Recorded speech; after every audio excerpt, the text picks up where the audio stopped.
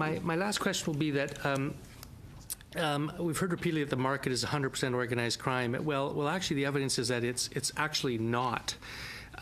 We heard that from Dr. Neil Boyd, a criminologist from SFU, that a 2011 Department of Justice study found that 95% of cannabis trafficking offenders had no link to organized crime or street gangs whatsoever. And we heard other testimony that much of the people who are involved in the production and sale of marijuana are actually folks who are entrepreneurial, nonviolent, who actually have absolutely nothing to do with organized crime. And so the question I'm going to direct is about Section 62, which gives power to the minister to refuse an applicant for involvement in production on the basis of a prior cannabis conviction.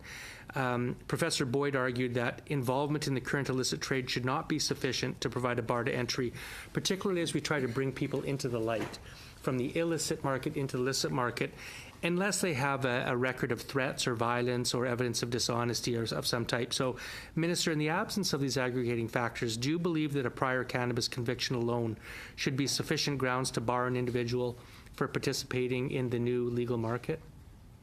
I'm going to turn this question over to my colleague, the Minister of Health, who has a comprehensive process in place in terms of what exactly you're talking about. Answer.